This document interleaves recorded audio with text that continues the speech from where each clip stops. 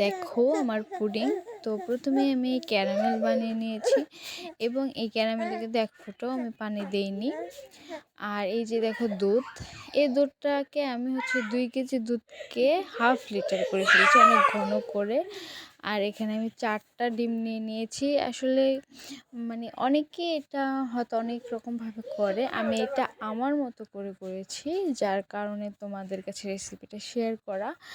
আর এখানে পরিমাণ মতো চিনি, যে যেরকম খায়, কেউ হয়তো কম খায়, কেউ হয়তো বেশি খায়, এরকম মিষ্টিটা যার যার টেস্টের ওপর ডিপেন্ড করে।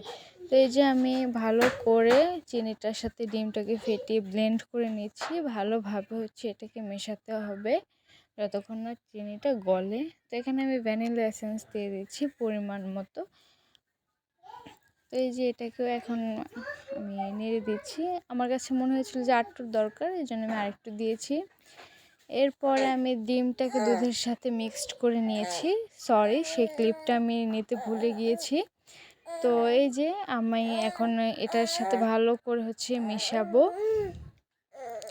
তো এই যে আমি এখন মেশাবো দুধটাকে। আর দেখতেই পাচ্ছ আমার দুধটা কতটা ঘন হয়েছে, কতটা থিক হয়েছে। তো এখন আমি গিয়ে এটাকে ছেঁকে নেব, কারণ এটার ভিতরে অনেক লাম্পস থাকে।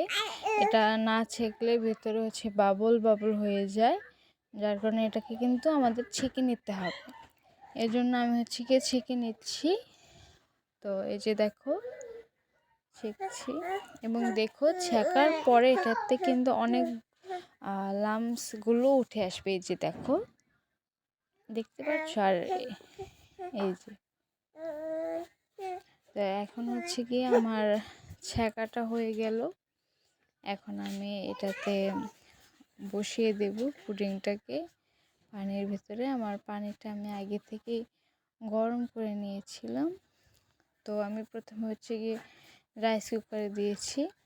এই যে দেখো, আমি রাইস কুকারে পানিটাকে গরম করে এরপরে আমার বাটিটাকে আমি সাবধানে বসিয়ে দিয়েছি, এবং রাইস কুকারের ঢাকনাটাকে আমি লাগিয়ে দিলাম, এবং ওই ছিদ্রটাকে বন্ধ করে দিলাম যাতে এটা ভালোভাবে হয়। এই যে দেখো, এটা আধা ঘন্টা লেগেছে আমার পুডিংটা হতে, এবং দেখো পুডিংটা কতটা পারফেক্টভাবে হয়েছে। তো এখন আমি এটাকে মোল্ড আউট করব। তো এই যে দেখো আমার পুডিংয়ের ফাইনাল লুক। তো এটাকে এখন আমি এই যে দেখো, এখন আমি এটাকে কেটে নেব, পিস পিস করে নেব। তো দেখতেই পাচ্ছ আমার পুডিংটা কতটা পারফেক্ট হয়েছে, এটা কিন্তু ভেঙে পড়েনি।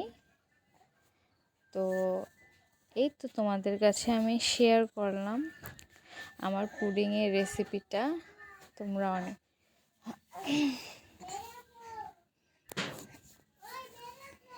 এই যে দেখো, তোমরাও চাইলে এরকম করে বানিয়ে খেতে পারো পুডিংটা। এই যে দেখো, সাইড থেকেও কিন্তু কোনো বাবলস হয়নি। এই যে দেখো আমার পুডিংটা কতটা পারফেক্ট হয়েছে। তো আজ এই পর্যন্তই, ভালো থেকো সবাই।